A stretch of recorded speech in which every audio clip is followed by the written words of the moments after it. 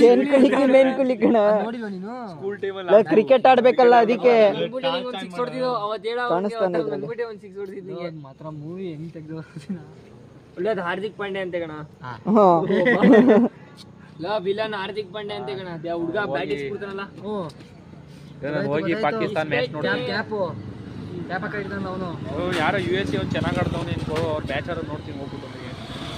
Pakistan Aale 2 wicket ಪುಸುಕಂದು ಬಿಡೋಬಿಟ್ರಲ್ಲ 24ಕ್ಕೆ.